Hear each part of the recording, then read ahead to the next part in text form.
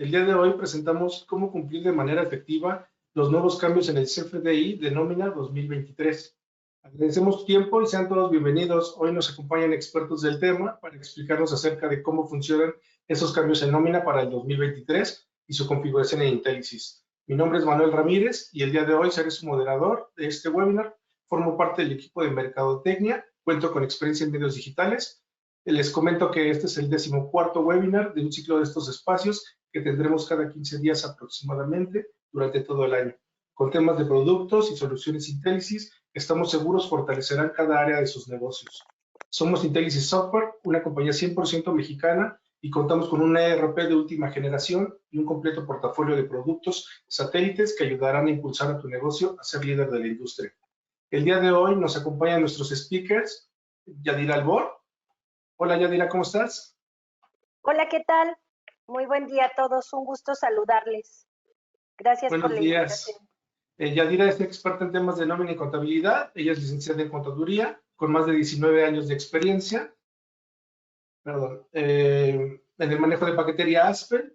Yadira es experta en temas de nómina digital, contabilidad electrónica, CFDI 3.3 y 4.0.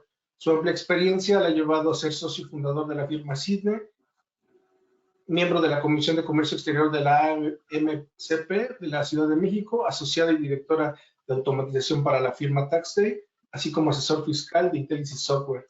Yadira tiene una mención como una de las fiscalistas más importantes de México por la revista de la Defensa Fiscal 2023.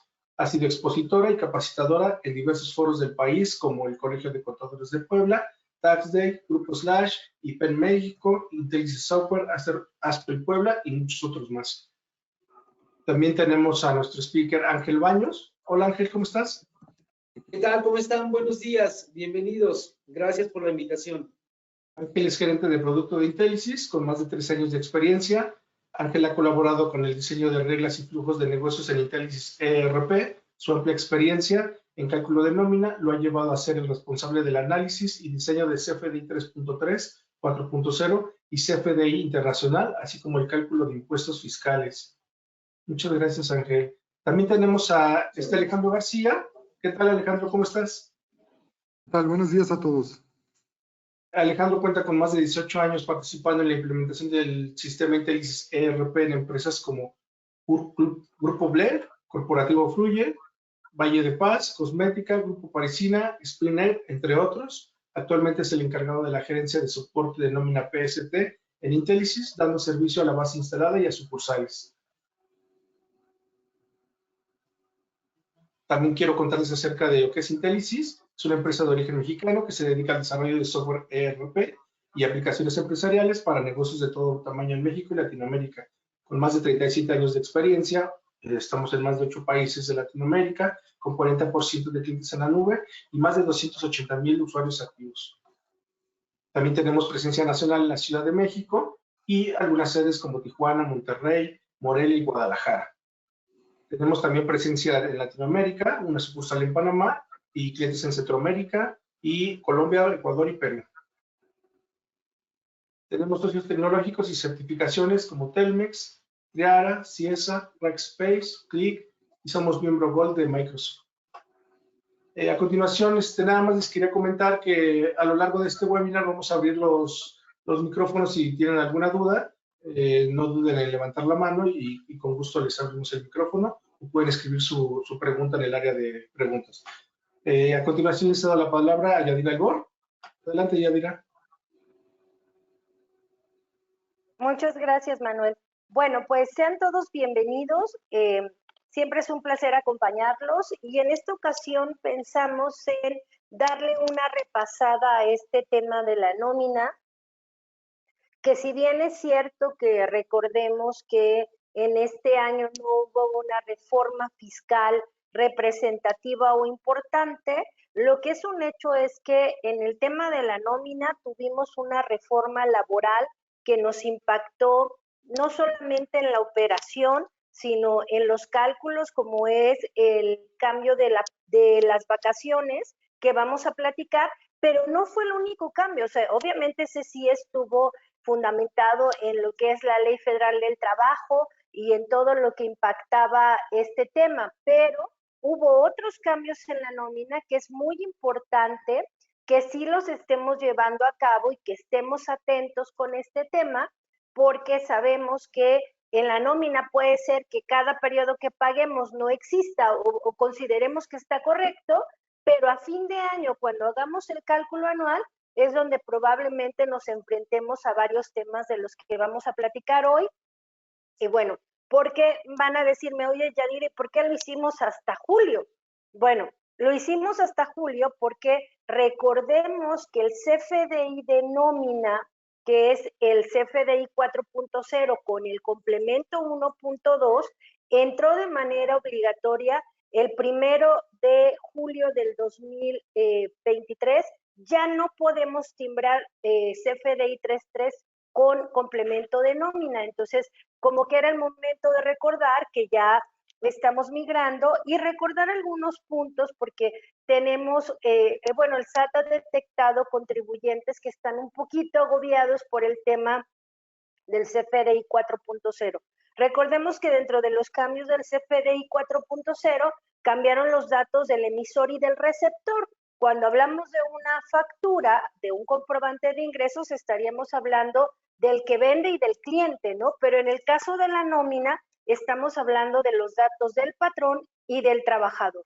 Entonces, este cambio que entró de manera obligatoria el 1 de julio, en realidad se gestó desde el 2021, cuando hubo la reforma al Código Fiscal de la Federación, en la fracción 1 y 4, que hablaba de los datos del emisor y del receptor. ¿Cuáles son las características en la nómina?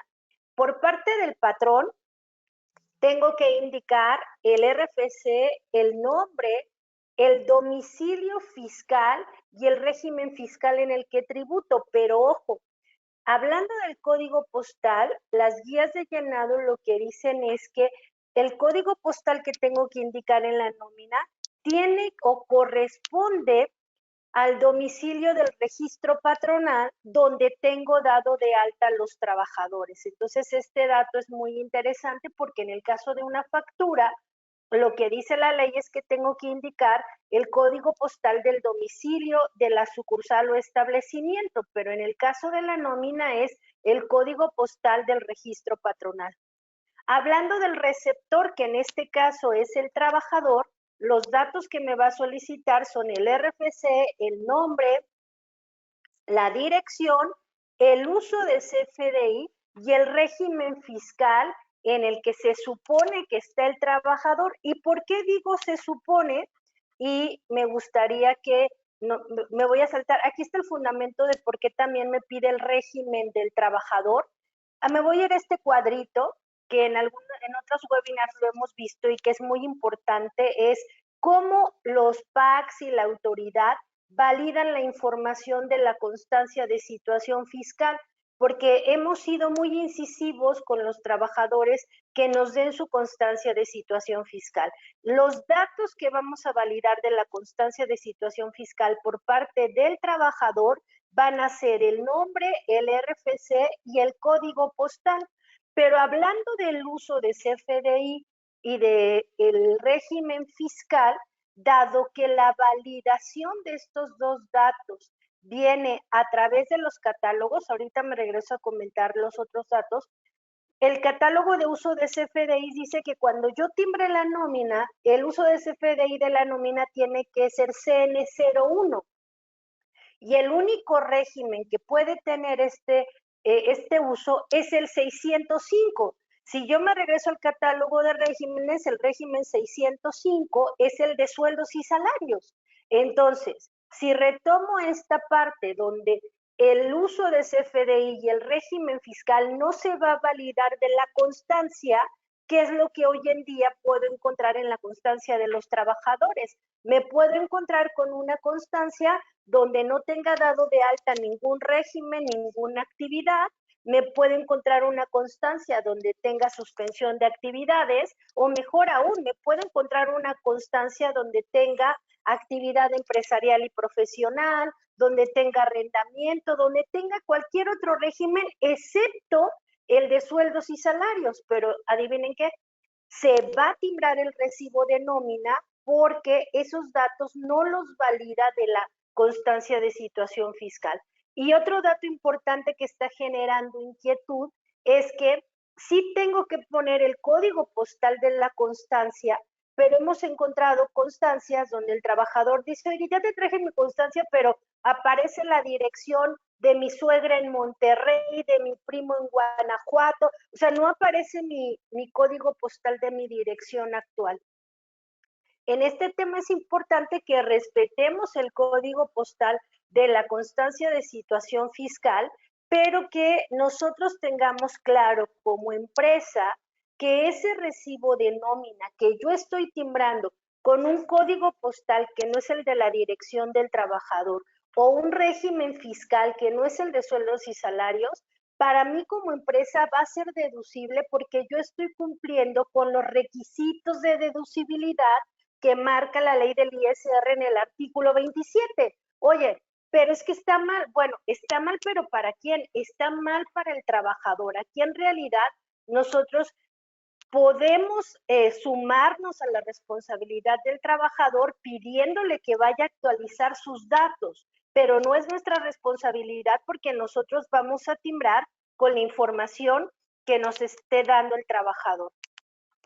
Hay herramientas importantes que se publicaron en la resolución miscelánea de este 2023, donde la autoridad a través de la regla 27148 hizo mención que si yo no contaba con la información de todas las constancias de situación fiscal de mis trabajadores, podría solicitar esa información a través del buzón tributario, indicando el RFC y el nombre de todos mis trabajadores a los cuales les haya timbrado en los últimos 12 meses. Es decir, que tengan conmigo un año. Esos trabajadores, yo lo que podía hacer era solicitarlo vía buzón tributario y la autoridad iba a tardar 10 días en mandarme la información, pero ojo, no me manda las constancias, me va a mandar un reporte que tenga la información que contienen las constancias de los trabajadores, ¿no? Entonces, aquí es muy importante,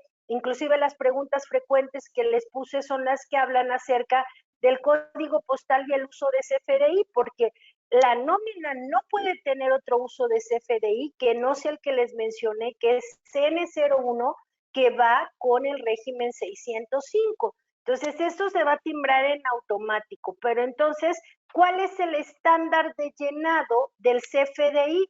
Porque recordemos que el recibo de nómina es un comprobante con un complemento. En la parte del comprobante se va a llenar de manera automática como si fuera un machote, lo que es el tipo de comprobante, la moneda, no va a tener tipo de cambio. En el caso de los nuevos catálogos de exportación no va a aplicar. El método de pago de un recibo de nómina siempre va a ser PUE, no va a tener forma de pago. La clave de producto con el que se timbra la nómina es 84111505, la unidad de medida CT, y la descripción de este comprobante siempre va a ser pago de nómina independientemente del tipo de régimen o de la prestación que esté yo timbrando. Es decir, aunque yo timbre aguinaldo, en el CFDI va a ser pago de nómina. Oye, estoy timbrando asimilados, va a decir pago de nómina. ¿Por qué? Porque es el estándar de llenado de la parte del comprobante. En el complemento es donde viene el detalle de lo que estoy pagando. Y insisto, el uso siempre va a ser CN01 y el régimen fiscal 605 porque no puede ser otro. Entonces, de ahí la lógica de por qué, aunque el trabajador tenga otro régimen, el recibo de nómina se va a timbrar. No pierdan de vista que el complemento a su vez se va a llenar con 13 catálogos, que es donde ya vienen las percepciones, las deducciones, todo ese tema del detalle de la nómina. Y comparando lo que era el 3.3 con el 4.0, básicamente los datos que cambian son los nuevos datos del emisor, los datos del receptor y obviamente el uso de CFDI. Y en este caso la nómina, en este campo que nos está generando tanta inquietud cuando hacemos factura de objeto del impuesto, adivinen qué, en el caso de la nómina no va a ser objeto del impuesto. Oye, ella dirá, pero está reteniendo impuestos, sí, pero los está reteniendo en el complemento, no como tal en el comprobante. Entonces, esta sección de aquí de CFDI 4.0, para todos ustedes el llenado va a ser transparente, ni siquiera lo van a ver porque ya se llena con la información que tienen sus empresas, ¿no? Importante, en el caso del complemento no se modificó nada de fondo, lo que se modificó fue de forma, y entonces en las guías de llenado van a poder encontrar que sí hay cambios en la guía de llenado, pero no al fondo, que es qué es lo que tengo que llenar, sino a lo mejor en los ejemplos, en datos que no tienen que ver con la operación prácticamente de la nómina. Este CFDI 4.0, insisto, para ustedes va a ser transparente, no va a haber problema, pero ¿qué tengo que o qué tendría que haber empezado a cuidar en enero con mi nómina? Primero, recuerden que hubo cambio de salario mínimo y yo sé que seguramente sus empresas no todas tienen salario mínimo, pero hablando de la pyme, tenemos muchas nóminas que están con salario mínimo. Entonces, ¿cómo impactó el salario mínimo? Recordemos que el IMSS dice que yo no puedo dar de alta trabajadores con un salario menor al mínimo. Entonces, voy a poner un ejemplo. Si el nuevo salario es de 207.44 y en diciembre del 2022 ganaba 200, en automático, si yo no presento mi modificación salarial los primeros 5 días, el SAT, el IMSS va a actualizar de manera automática mis salarios para llegar al mínimo más las prestaciones mínimas, que serían 15 días de aguinaldo y 12 días de vacaciones. Aquí la problemática sería que trabajadores que tienen una antigüedad mayor a 1 año no llegarían al salario base de cotización correcto, y por eso es importante presentar las modificaciones. Pero aquí el tema importante e interesante está el tema de cuánto es el salario mínimo mensual. Y el salario mínimo mensual que publicó en este caso lo que fue la Secretaría del Trabajo y Previsión Social, dijo que el salario mínimo mensual era de 6,310 pesos. ¿Por qué hago énfasis en cuál es el salario mensual y en la zona fronteriza 9,502? Porque el siguiente tema al que nos enfrentamos es que recuerden que el artículo 96 de la ley del ISR hace mención en su primer párrafo que no se efectuarán retenciones a las personas que en el mes únicamente perciban un salario mínimo. Pero dice que en el mes únicamente perciban un salario mínimo, no dice que ganen el salario mínimo. Entonces, esto que llevó a la confusión de en enero, resulta ser que con el salario mínimo del 2022 y las tablas de ISR de 2022, si yo las metía al proceso de cálculo de impuesto, me daba un saldo a favor o un subsidio por entregar, pero para 2023 el salario mínimo de 6,310 con las nuevas tablas de ISR me daba retener un ISR de 116.87, pero yo no lo podía retener porque el artículo 96 dice que salarios mínimos, el que perciba hasta un salario mínimo no tiene que, general, o sea, habla de percibe un salario mínimo general, no le puedo hacer ningún tipo de retenciones. Entonces, seguramente les pasó que tuvieron que modificar la fórmula del ISR o que tuvieron que estar muy atentos a este tema, o a lo mejor le retuvieron ISR, pero cuando hablo de que perciban es porque hubo mucha confusión, porque tenemos trabajadores que a lo mejor tienen incapacidad en una quincena. La persona gana 10,000 pesos al mes, que es más de un salario mínimo. Pero si esa persona tuvo incapacidad de una semana, pues prácticamente el ingreso que percibe en el mes es menor al mínimo y entonces no tengo por qué retenerle. Oye, lo tengo con salario mínimo, pero le pagué un bono. En ese mes esa persona que está dada de alta con salario mínimo percibió más de un salario mínimo y en consecuencia sí le tengo que retener el impuesto. Entonces, ojo, muy importante no confundirse porque la ley no dice aquellas personas que ganen a diario un salario mínimo, dice que perciban en el mes, ¿no? Me salté una diapositiva que solamente es breviario cultural. Les recuerdo que la Comisión de Salarios Mínimos cada año publica una lista de los salarios mínimos por área geográfica, pero también publica los salarios por profesión o oficio. Y es importante que sepan que no es lo mismo el salario mínimo que el de un oficio o una profesión, que sí varía y se incrementa. Otros datos importantes que tuve que haber actualizado en mi nómina para lo que es 23 es la UMA y la UMI. Recuerden que la UMA es la unidad de medida actualizada que voy a utilizar como referencia para mis exentos de la ley del ISR del artículo 93 y para mis no integraciones del salario base de cotización que aparecen en el 27 de la ley del IMSS.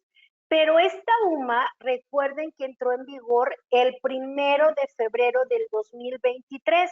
Esto me lleva a que les pediría que ustedes revisen que hay percepciones que se van a ver afectadas de un mes a otro. Hablando del artículo 93, hace mención de percepciones como horas extras, que tienen un periodo semanal de exención, primas dominicales, que habla de días, días festivos o días de descanso, que habla por días. Este tipo de percepciones no es lo mismo que yo las aplique en enero, que la UMA está a un valor, a que yo las aplique en febrero, que tienen otro valor, porque van a ser medidas por periodos cortos, pero hay otras percepciones como prima vacacional, aguinaldo, PTU, fondo de ahorro. Este tipo de percepciones, la exención es anual, entonces yo no tengo problema en que la UMA sea una en enero y otra en febrero, yo la exención la voy a hacer anual, ¿no? Que no rebase la exención anual, pero por eso es importante tomar en cuenta este valor. En el caso de la UMI, recordemos que es la unidad de medida de Infonavit, que publica el Infonavit para las amortizaciones de los créditos de Infonavit de los trabajadores. En este caso, importante que tomen en cuenta dos cosas. Aun y cuando se publique desfasado este valor sí entra en vigor a partir del 1 de enero del año en que se publica. Entonces, me ha tocado ocasiones en que cuando hacen la confronta bimestral de estos pagos, se dan cuenta que le estuvieron reteniendo menos crédito al trabajador o más, y entonces o ustedes le deben o ellos les deben.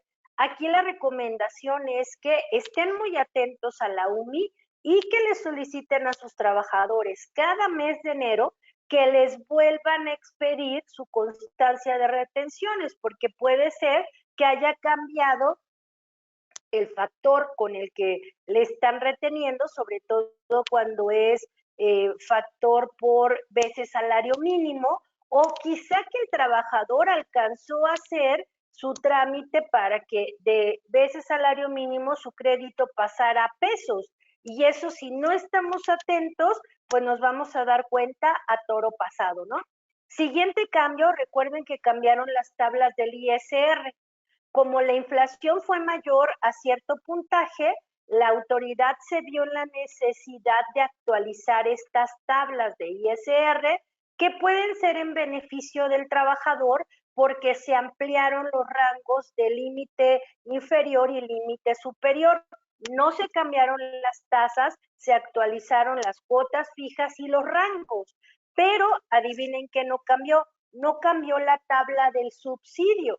La tabla del subsidio se quedó igual y si ustedes la revisan, prácticamente el salario mínimo queda en el penúltimo lugar antes de que salga del subsidio, o sea, pareciera como que es en beneficio, pero al final del día sí se va a ver afectado el trabajador porque ya gran parte de los trabajadores no van a tener derecho al subsidio.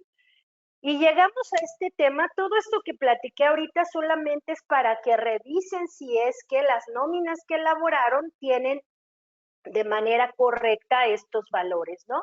Pero el punto central está en las vacaciones. ¿Cuáles fueron los cambios en las vacaciones que, pues obviamente, la autoridad presumió mucho de este salto que había dado, que yo no niego que sea necesario para las personas en general, pero por la operación que tenemos en México y saliendo de una pandemia, la verdad es que este cambio sí le vino a impactar a las empresas, porque quien tiene una antigüedad de 3 años prácticamente está teniendo 15 días de vacaciones, que serían 3 semanas. O sea, antes pensábamos en sustituir o en tener un reemplazo temporal por una incapacidad por maternidad. Hoy en día tengo muchos clientes que me dicen, Yadira, se va a ir de vacaciones, consígueme a alguien que haga su trabajo, porque no puedo esperar tanto tiempo a que la persona regrese de sus vacaciones, ¿no?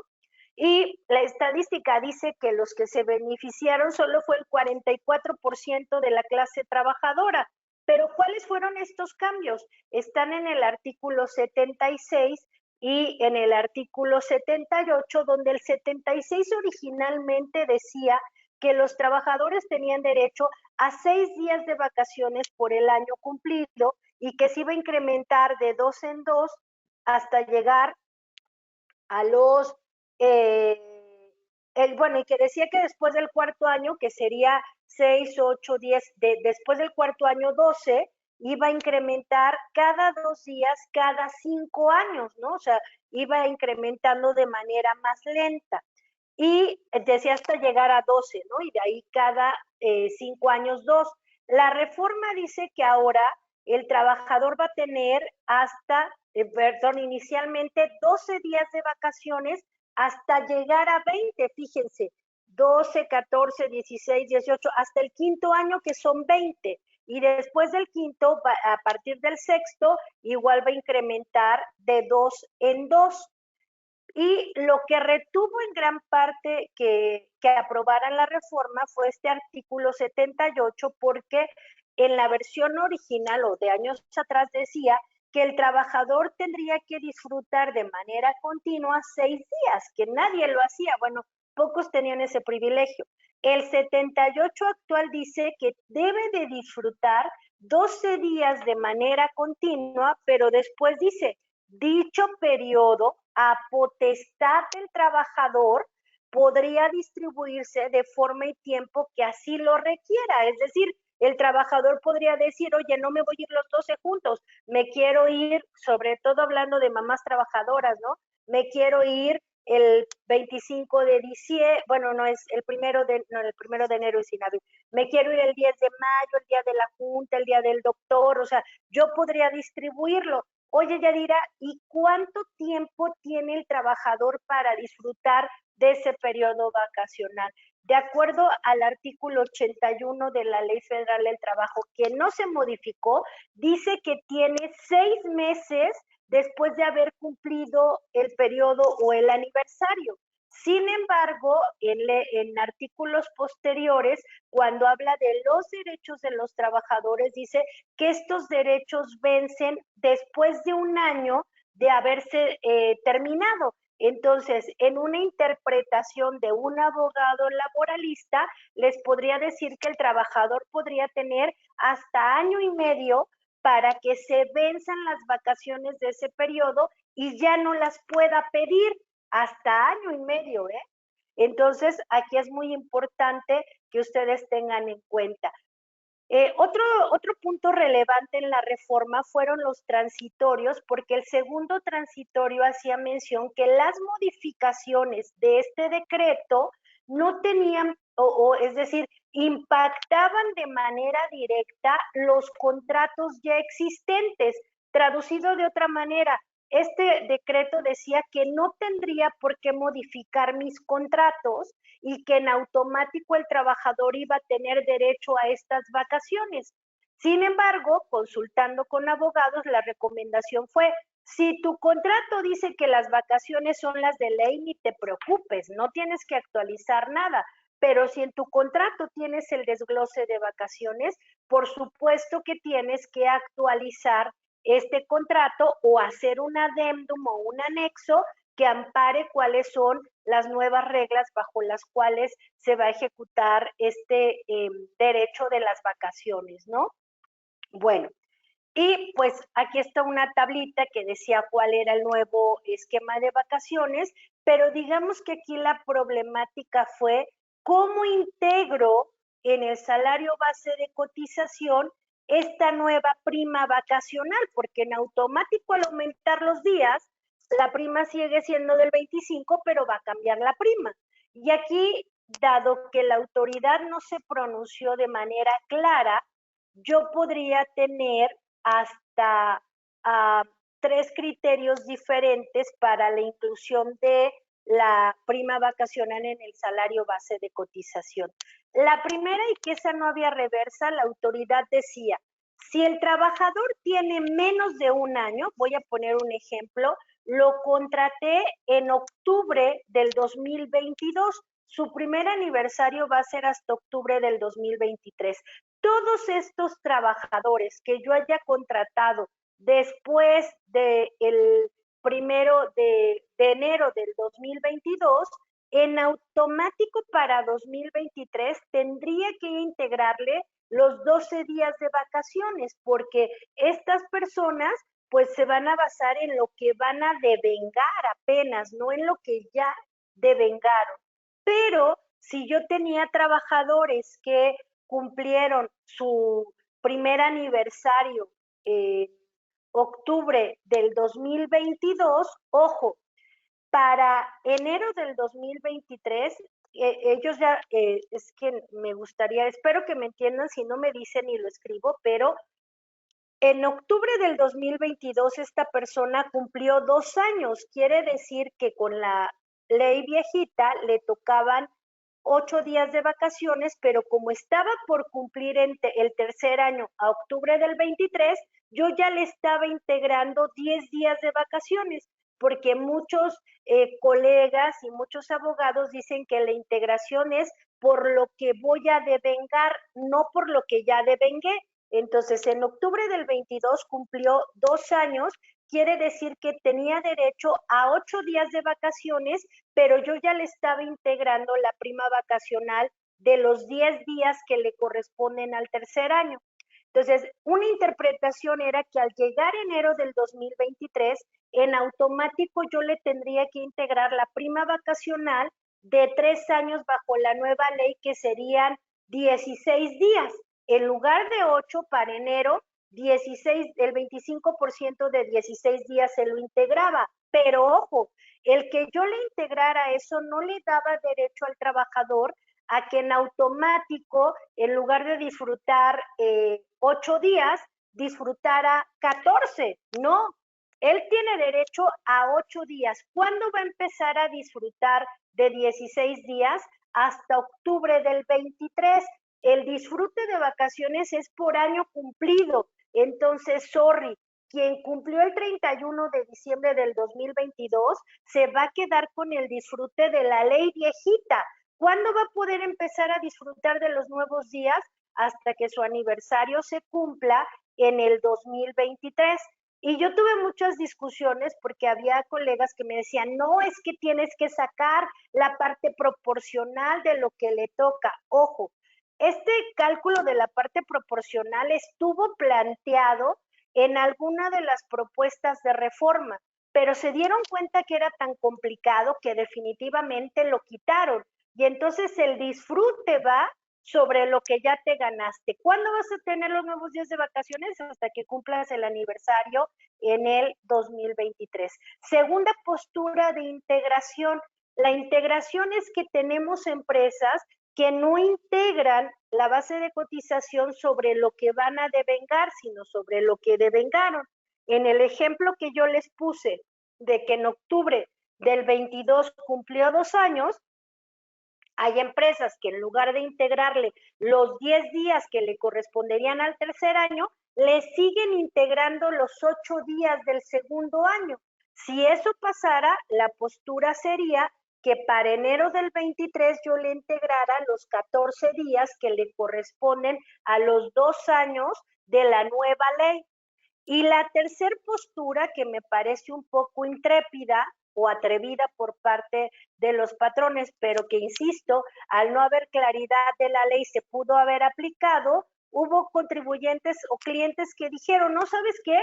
Este que cumplió aniversario en octubre del 2022, yo le voy a seguir integrando la prima que tenía de los 8 días o de los 10 días y no se la voy a cambiar hasta octubre del 23. Cuando llegue octubre del 23, le integro la prima vacacional de los días que le tocan en 2023.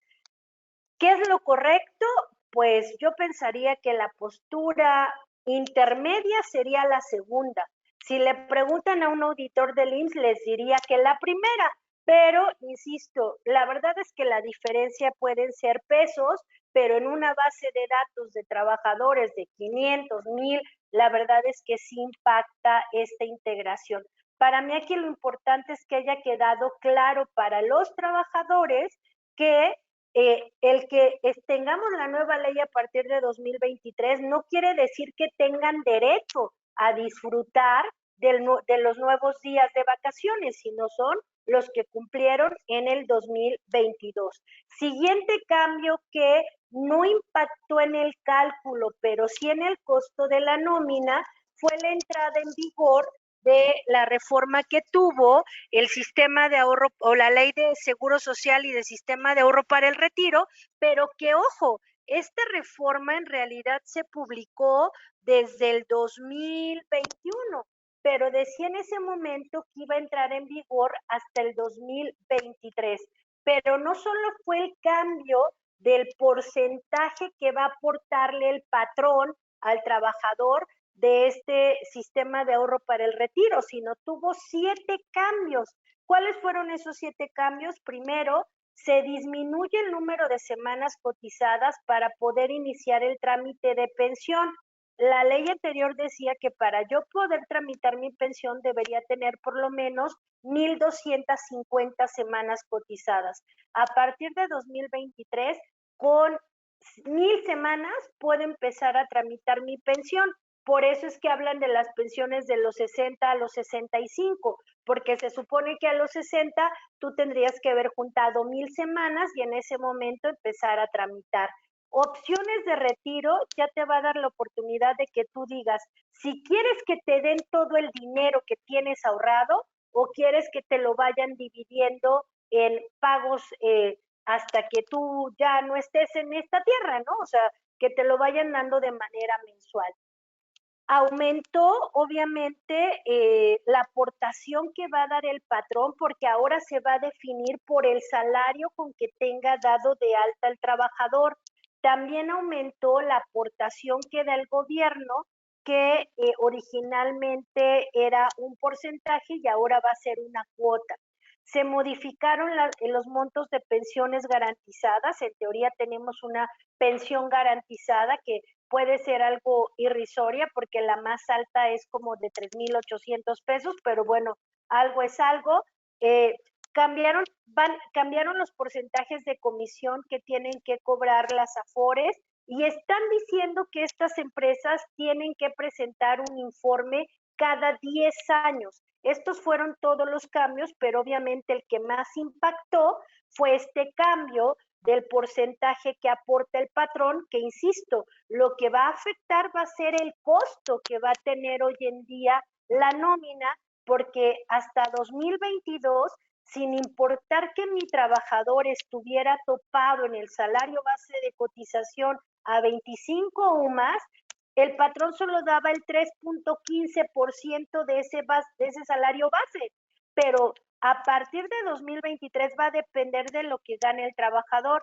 Si gana un salario mínimo, voy a aportar 3.15, pero si gana 4 UMAS, ¿que cuántos serían 4 UMAS si la UMA quedó en 103.74 por 4.01? Es decir, aquellos que ganen de 416 pesos en adelante, el patrón está aportando a su sistema de ahorro para el retiro 4.241%, pero aquí viene lo mejor, porque este porcentaje va a ir incrementando y dice que cuando lleguemos al 2030, el patrón va a tener que pagar el 11.875%.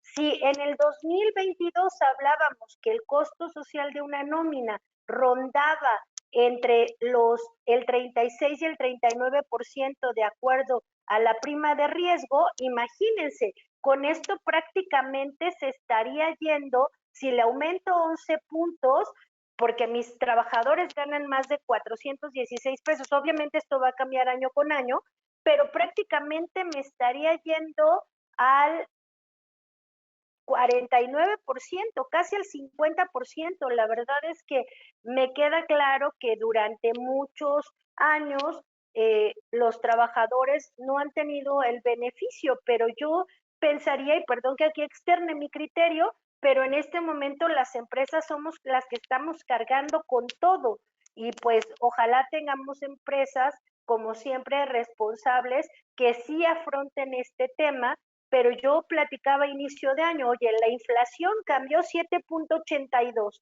y me estás diciendo, porque haciendo un cálculo de cuánto incrementó el costo de una persona que ganaba un salario mínimo, aumentó el 17.60% el costo de esa nómina. Si la inflación fue del 7.82 y yo no pude incrementar mis precios más del 7.82, pero mi nómina sí incrementó 17.60.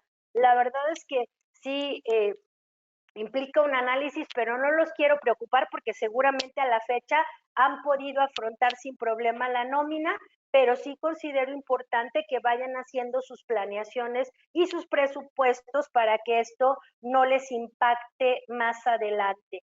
Y dos últimos temas que están sobre la mesa que me gustaría que los tuvieran en la mira, porque ahora como viene año electorero, sea que nos vayan a dar la sorpresa. La primera, les recuerdo que está en la Cámara de Senadores una propuesta de la disminución de la jornada laboral de 40 horas en lugar de las 48 que teníamos a la semana. La propuesta que hizo es que podría irse en dos sentidos, que en lugar de que trabajemos 8 horas diarias de lunes a sábado, solo trabajemos 6 horas diarias o que trabajemos las 8, pero de lunes a viernes. Sé que hay muchas empresas que trabajamos ese rango, pero pónganse a pensar con toda la publicidad que saca el gobierno, que ahora le digan al trabajador que solamente va a trabajar 6 horas al día. La verdad es que esto va a impactar en la operación de las empresas porque quien ha empezado a hacer este análisis ha dicho, oye, eso quiere decir que si antes trabajaba 8 y se quedaba 2 y se las pagaba extra, si lo disminuyo a 6, ahora le voy a tener que pagar 4 horas, 3 de extras dobles y una triple, porque se va a quedar 4. O ¿qué va a pasar con los roles que tengo? A lo mejor con la gente que tengo no me va a dar para tener 3 roles, ¿no? Imaginemos esas empresas que trabajan las 24 horas, hoy en día con 3 personas cubrían un turno porque eran 8 horas cada turno, cubrían las 24 horas. Ahora que sea de 6, van a necesitar contratar una más. ¿Y eso en qué va a impactar? Pues que le va a costar más a la empresa tener un nuevo recurso o pagar más adicionales. Pero lo que dice la autoridad y que yo le quiero creer es que obviamente esto lo que va a traer como beneficio es que va a traer mayor bienestar para los trabajadores, va a tener un equilibrio entre la vida laboral y personal y que las empresas vamos a ser más productivas, ¿no? O sea, me queda claro que tenemos en el día pues tiempos muertos, pero no como para estar así seguidito trabajando tanto tiempo. Y siguiente reforma, que esta sí ya está un poquito más avanzadita porque ya está en diputados y ya va a regresar a senadores, es el incremento del aguinaldo a 30 días de manera obligatoria. Hoy en día hay empresas que ya dan 30 días de aguinaldo, pero la obligación, de acuerdo a la Ley Federal del Trabajo, es de 15 días.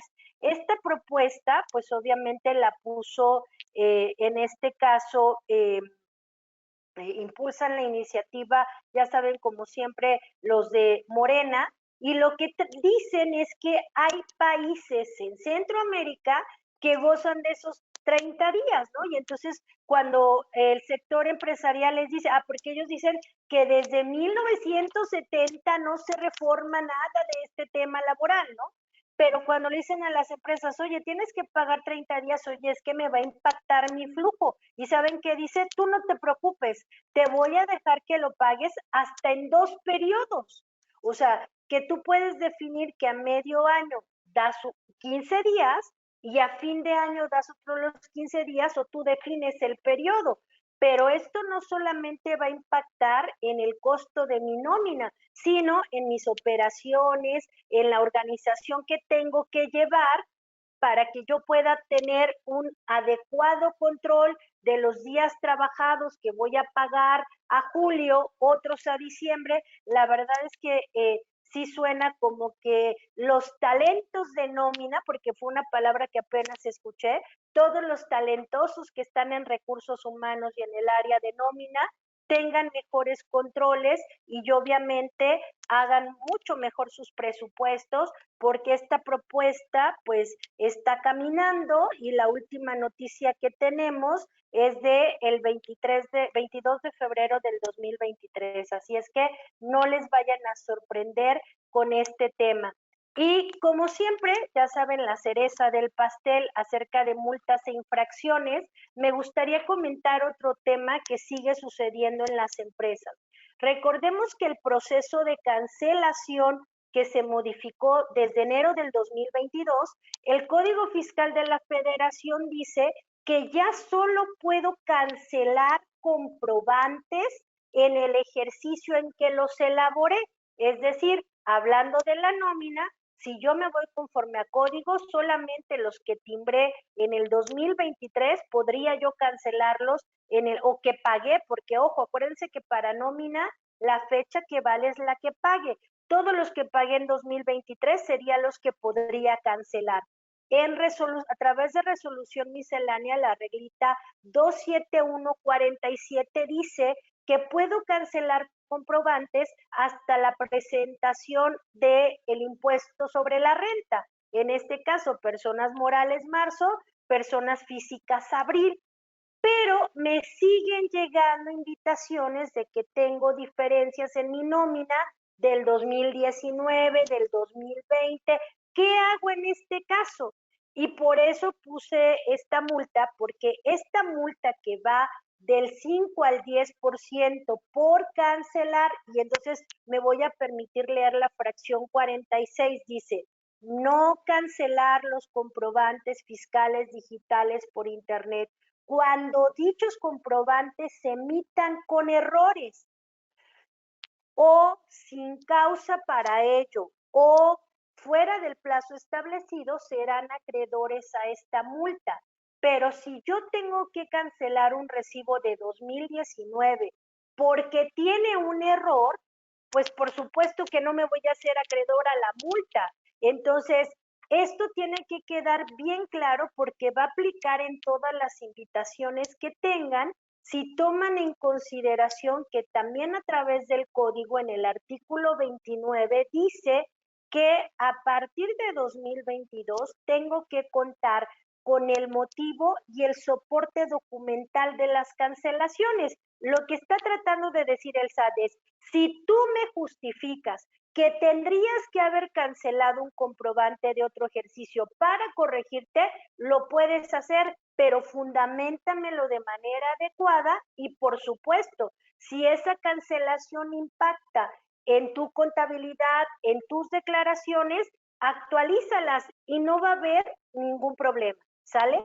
Entonces, bueno, Básicamente era eso lo que yo les quería platicar. Sé que fue mucha información, pero pues vamos a estar atentos a sus preguntas y ahorita le voy a ceder el control a nuestro compañero Alex para que él pueda contarnos cómo es que Intelisys de una manera fácil, sencilla, implementó todos estos cambios para que ustedes tengan la certeza y la seguridad que su nómina se está elaborando de una manera correcta. Si alguien considera que se saltó algo, no se preocupen, están con los mejores y todo lo van a poder resolver. Alex, te cedo la palabra y me quedo al final para las preguntas. Gracias. Gracias, Yadira. Hola a todos nuevamente. Bueno, vamos a dar una repasada en el sistema, la ruta donde vamos a cambiar el salario mínimo. Les recuerdo que tenemos que ir al menú Configurar, Nómina, Zonas Económicas.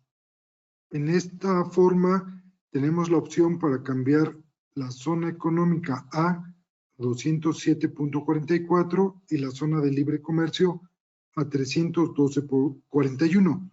Aquí vamos a estar guardando un histórico del salario mínimo.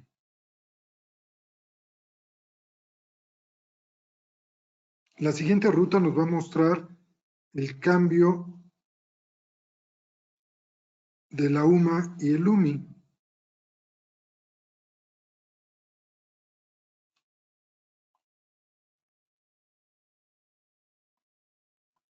Ángel, ¿me puedes ayudar con la pantalla, por favor?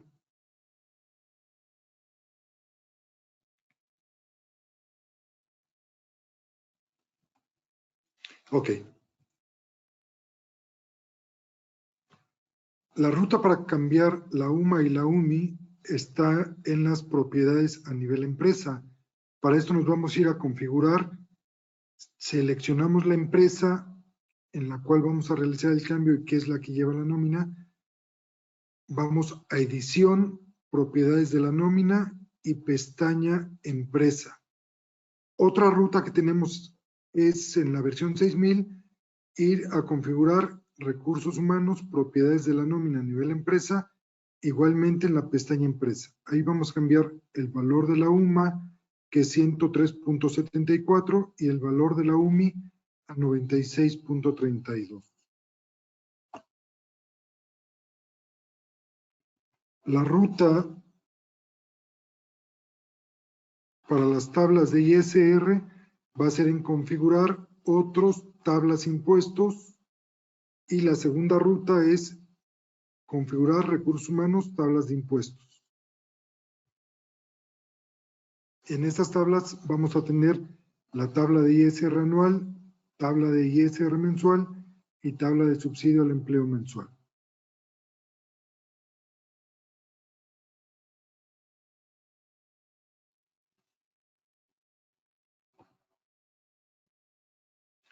La siguiente ruta va a ser para el cambio de las vacaciones. Esta ruta es configurar otros, tablas numéricas. Vamos a encontrar la tabla de vacaciones y ahí actualizamos los valores. Posteriormente tenemos la actualización del porcentaje de la prima vacacional. Igualmente la ruta es configurar empresas, seleccionamos la empresa, propiedades de la nómina, pestaña prestaciones. Y la nueva ruta en versión 6000 es configurar recursos humanos, propiedades de la nómina a nivel empresa y pestaña prestaciones. Aquí vamos a encontrar los días de aguinaldo, el porcentaje de la prima dominical y el porcentaje de la prima vacacional.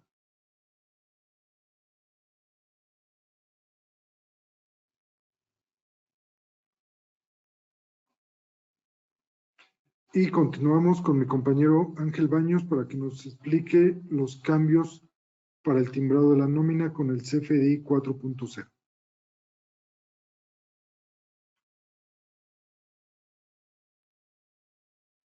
Hola, hola, ¿qué tal? Buenas tardes. Bien, pues, ¿qué les puedo decir? A estas alturas yo creo que ya todos ustedes, pues ya tienen esta operación. Finalmente, pues, vamos, ya tenemos todo un rato haciendo estas actualizaciones, viviendo con ustedes todo este tema de implementación. Tenemos, pues bueno, vamos, toda una serie de información y casos, procesos, pruebas con ustedes sobre esta configuración. Para poder hacer la actualización de la nómina, pues bueno, finalmente tenemos lo que es el setup de mejoras fiscales 4.0, el cual pues ha sido compartido con todos ustedes. Con muchos de ustedes pues hemos estado apoyando para hacer estos cambios, hemos estado viendo pues configuraciones, implementaciones. Y bien, pues una parte importante aquí en este proceso de lo que es la actualización, como lo comentaba Yadira, en cada uno de nuestros movimientos, ¿sí?, que tenemos en nuestro módulo de nómina, hoy día hay ya una versión del complemento 1.2 de lo que es el complemento de la nómina, lo que es, pues vamos, la parte central de la información de percepciones, deducciones, el empleado, los datos del personal, encabezado, total pagado, ¿sí? Toda esta información que incluye nuestro complemento 1.02. El impacto, el impacto que hubo en esta nueva versión de 4.0, pues es la que ya tenemos como lo que es todo el comprobante, un tipo de comprobante N, ¿sí? N de nómina, ¿sí? Y la actualización del tipo de nómina que estamos timbrando. Entre ellas, bueno, pues lo que es sueldos y salarios, ¿sí? Es la que está como una nómina ordinaria, ¿sí? Y las demás estarían como nóminas extraordinarias, ¿sí? Bueno, pues finalmente es la configuración que hacemos, ¿sí? Además de hacer la instalación, porque pues bueno, sí recibimos varios cambios, ¿sí? Varios cambios en cada uno de los XML, es decir, en la estructura del XML, como lo comentaba Yadira, pues a lo mejor el impacto en el complemento no lo hay, salvo ciertos casos prácticos. En lo que es la nueva versión de 4.0, pues finalmente es en donde sí tenemos pues ya un impacto, ¿sí? Y pues vamos, por esto finalmente es que hacemos esa actualización del setup, ¿sí? Una vez que tenemos toda la configuración, bueno, pues en nuestro proceso de nómina, en lo que es ya el recibo de nómina SAT, es donde generamos nuestros FDI, ¿sí? Y con esta información, bueno, pues ya podemos ver lo que es el timbrado y nos envía la generación de los XML y los PDFs al movimiento de nómina con el número de empleados que ustedes tengan. Entonces, vamos, pues no sé si esta presentación de la información donde todo lo que nos comenta Yadira, ¿sí? Donde todo lo que nos comenta Yadira, en un caso, en un contexto legal, pues finalmente nos podemos dar cuenta que todo está previamente configurado, instalado, el módulo de nómina está preparado, los cambios que nos comenta Yadira, ustedes ya los vieron con Alejandro, el tema de actualización de vacaciones, de primas, de tablas de impuestos, UMAS, UMIS, todo eso, pues finalmente en el módulo de nómina es muy simple, es entrar a una propiedad y actualizar un valor, actualizar una tabla. Y en el tema del timbrado, sí, pues efectivamente, actualización del setup, el cual contiene código que arma la nueva estructura, los nuevos componentes de timbrado que se comunican con cada uno de los packs que tiene Intelisys, los cuales ustedes utilizan para timbrar su nómina y nos llevan a este resultado. ¿Sí? Entonces, bueno, pues no sé si gustan, podemos iniciar con el siguiente paso de preguntas para poder aclarar cualquier duda que tengan. Manuel, adelante, por favor. Sí, invitamos a todos nuestros asistentes al área de preguntas. Si tienen alguna duda, pueden escribirlo en la cajita o abrir su micrófono. Wilma Cruz, te abro el micrófono. Dame un segundo. Ok, adelante. Hola, buenos días. Puse mi pregunta en el cuadrito ese. No sé si lo ves. ¿Quieres que la lea? Sí, adelante. Puedes preguntar. Mi pregunta va enfocada más al comentario que hizo esta persona sobre la retención de ISR que depende de lo percibido y no del salario diario que tenga el empleado. Mi duda es, en el sistema, de manera natural, ¿cómo garantizan que la retención se realice acorde a ese criterio? Alejandro. Sí, claro. Esta es una configuración que estamos desarrollando. Efectivamente, existía esta duda en la cual, por el hecho de que el empleado tenía salario mínimo, nos solicitaban que no se le efectuara ningún tipo de retención. Entonces, estamos desarrollando la opción para que en cuanto el sistema detecte que tiene algún otro tipo de ingreso, cuando el empleado tiene salario mínimo, sí efectúe la retención de impuesto. Ok, Wilma. Perdón, no me quedó claro. ¿Es algo que están desarrollando todavía? Sí, estaba para nosotros todavía esa duda, ya está aclarada y estamos en el desarrollo de esta opción. Si se acercan al área de soporte, ya les podemos estar instalando los cambios requeridos. Muchas gracias. Muchas gracias, Wilma. Muchas gracias, Alejandro. Tenemos una mano levantada. Javier Rayo Solís, te abro el micrófono. Adelante. Gracias.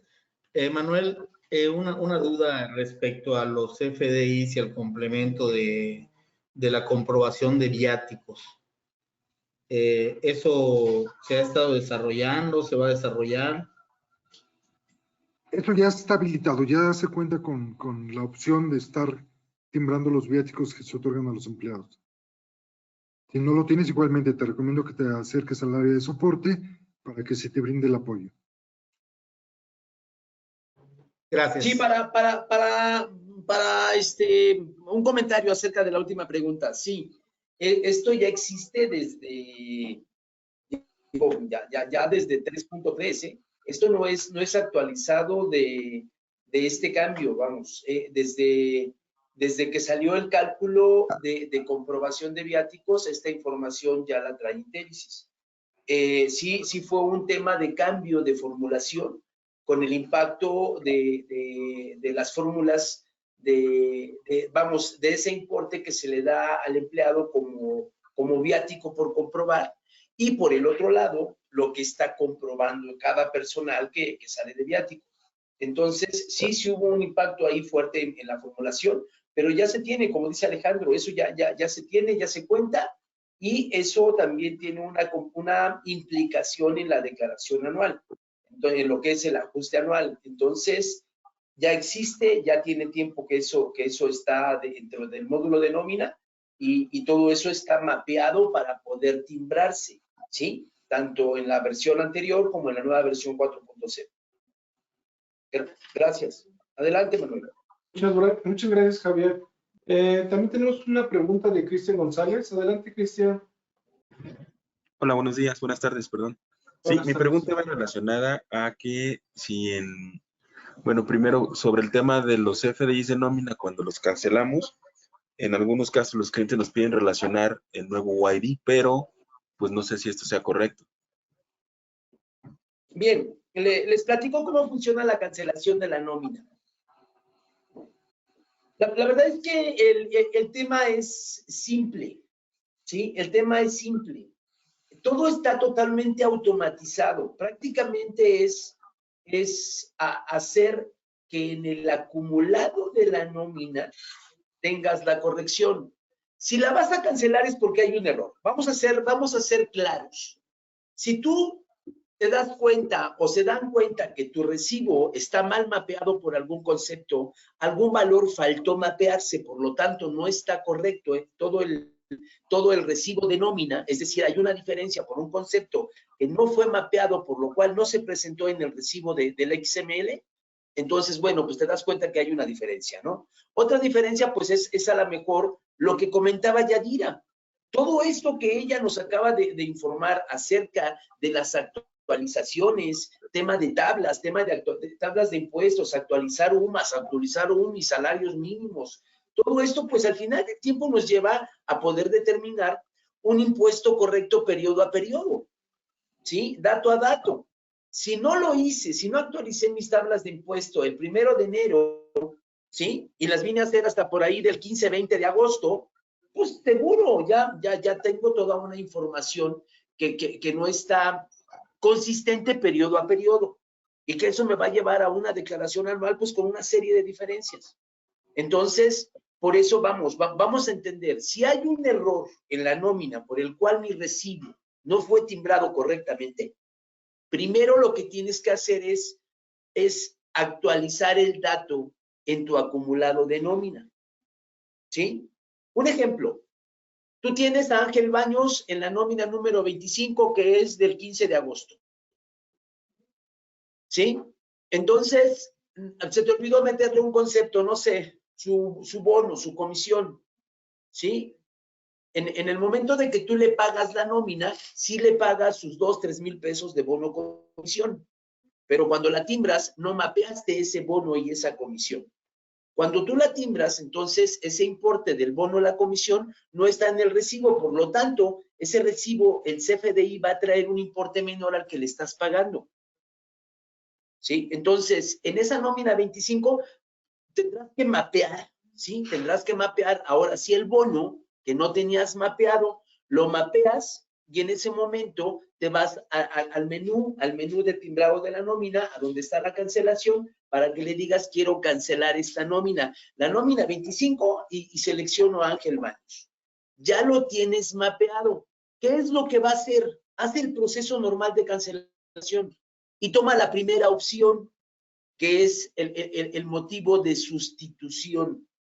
Como si tengo el recibo de nómina CFDI que no tenía en ese momento el bono o la comisión, y ahora ya lo tengo mapeado, entonces ahora sí hace el nuevo XML, ¿sí? Por sustitución y lo envía al SAT. En ese mismo momento, de manera automática, de un solo clic, va a regresar el nuevo XML que ya trae el bono porque ya está mapeado, ya está actualizado, va a traer el nodo de CFDI relacionado 04 por sustitución. Como está parado en el mismo recibo de la nómina número 25, donde está Ángel Baños, trae el UID del que vas a cancelar, el que está mal. Entonces, ese lo mete a ese nuevo XML corregido, le pone el 04 por sustitución, le pone en automático el UID del que vas a cancelar y paso seguido en automático, terminando de timbrar, agarra el recibo malo y ahí lo cancela con el motivo de sustitución y como ya tiene el nuevo en el mismo clic, entonces llena de manera automática el nuevo UID, que es el que está sustituyendo al que vas a cancelar. No sé si me expliqué. La verdad es que es un proceso totalmente automatizado, siempre lo hacemos así, ¿sí? Pero el punto básico es, primero corrige tu acumulado, corrige tu información, tu mapeo, para que ya la tengas corregida y entonces haga el nuevo timbrado por sustitución y cancele el viejo en automático, ¿sí? Con el motivo de sustitución 0. Adelante. A mí solo me gustaría agregar, Ángel, que... Adelante. Que lo que dice en este caso las guías de llenado, Cristian, es que la sustitución de un recibo de nómina o la cancelación por sustitución de un recibo de nómina, sí se tiene que cancelar el recibo y el nuevo recibo relacionarlo con el recibo que cancelaste, pero siempre respetando la fecha de pago original. Esa es la clave para la cancelación y sustitución de nómina. Que la fecha de pago sea la misma que tuviste en 2019, en 2020, en el periodo que lo vayas a cancelar, respetes la fecha de pago. Correcto, muchas gracias. Muchas gracias, Cristian. Perdónenme, les comento. Como siempre estoy parado en la nómina que voy a cancelar y voy a sustituir esa información que comenta Yadira, esto que yo les estoy platicando es algo que se revisa de manera legal, se revisa de manera tecnológica, es decir, dentro de la base de la nómina, y además es asesorada por nuestra fiscalista Yadira. Toda esta información ya se tiene. Como tú ya estás parado en la nómina que vas a cancelar, esos datos de fecha D, fecha A, fecha de pago, ya están adentro de tu proceso de nómina concluido, que es a que estás corrigiendo. ¿Sí? Adelante. Muchas gracias. Agradecemos su activa participación. Les recordamos que en la siguiente semana vamos a tener un webinar extraordinario que es acerca de Intelisys Cartaporte y sus complementos. Les aseguro que va a tener mucha información de valor para ustedes. Somos Intelisys Software, una compañía 100% mexicana, con un ERP de última generación y un completo portafolio de productos satélites para impulsar a tu negocio a ser líder de la industria. Si tienen alguna duda o pregunta respecto de este webinar, nos pueden escribir en ylosada@intelisys.com. Los invitamos a participar en el sondeo que va a aparecer al finalizar y los esperamos la próxima semana. No falten. Hasta luego. Hasta luego, chicos. Muchas gracias.